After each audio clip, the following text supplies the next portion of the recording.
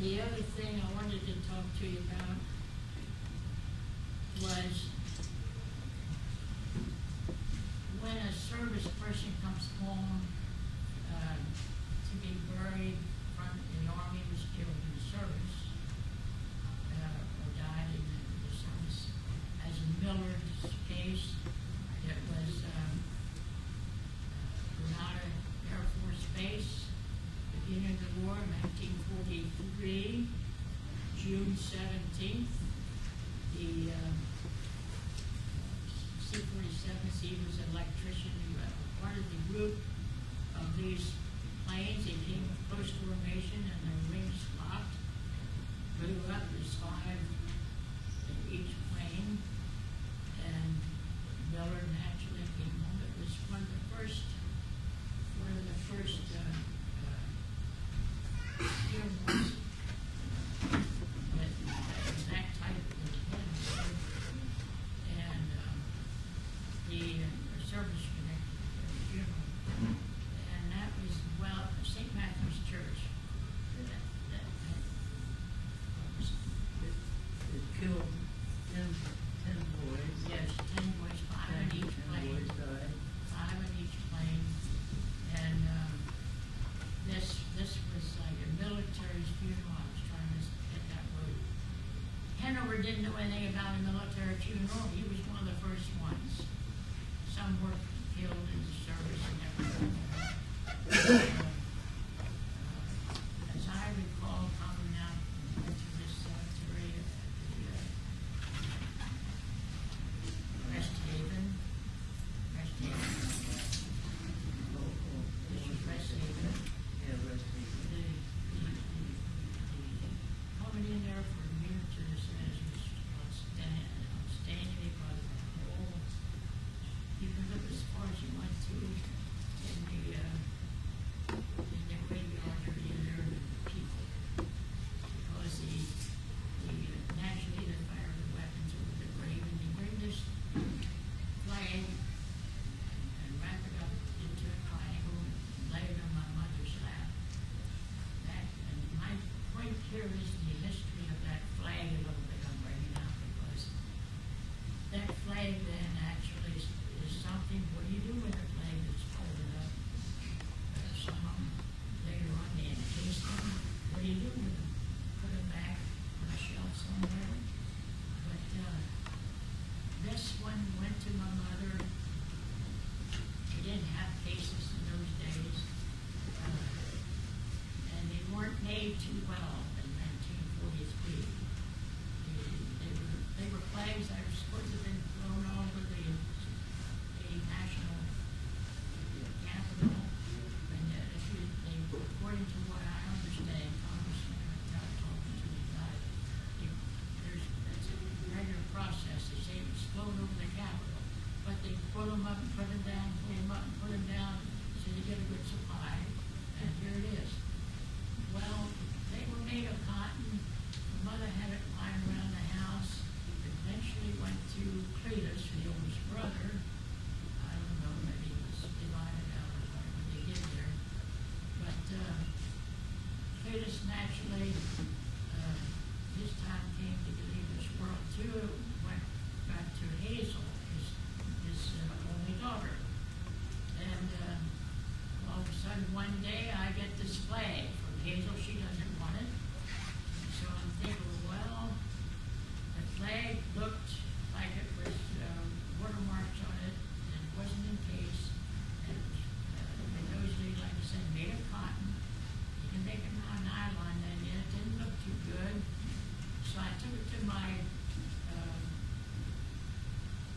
Veterans of Foreign War post.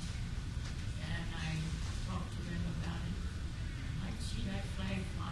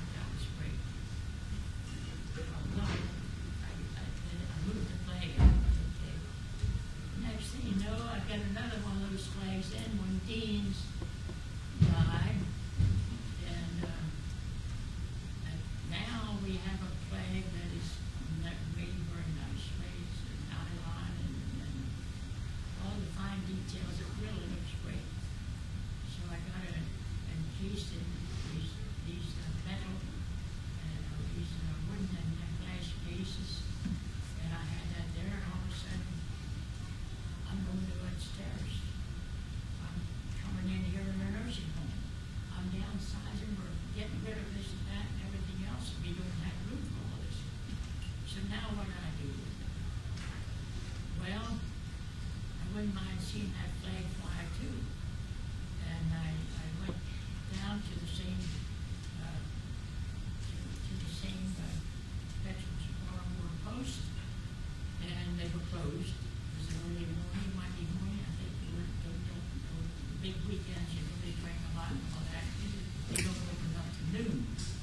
So, I thought, well, I have to do something here. So I thought, what other kind of, places around town here where would they have flags flying all day? So I went to Springsburg Township Park. Springsburg Township Park there in York. This was before I moved here to upstairs. I was down here in York yet. So I went in there and the lady at the desk says,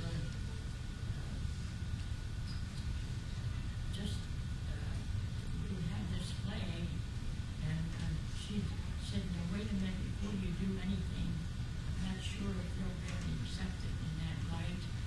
And I said, well, you let me know what your intentions are. What she has a husband who's in the National Guard. She was at the front desk and was very interested in this flag, and her husband's in the National Guard. Well, he wanted to talk to me. So he came out in uniform, sat down with me in the home, and convinced me that this flag, he checked the internet. And Dean, he had quite a job. He was in the service. His movement was over to Korea. And John, T-A-E-J-O-N, Korea. He had the 377th Station Hospital. Remember that 377th Station Hospital. He was instrumental in opening up that hospital. And in February the 1st, 1946, after a lot of rebuilding buildings that were there, that hospital was opened up. Dean was the sergeant major of that organization that was there to first open up that hospital. 250 nurses, 125 enlisted men. He was in charge of that office. And this was his duty. And this officer who came to see me in the house wanted all Dean's records and what he was doing over there and everything. I gave him all that. He got a lot of information. That flag is right now in a museum at the 377th Station Hospital with a lot of Dean's records there. And they're very proud of him as he was their first sergeant major.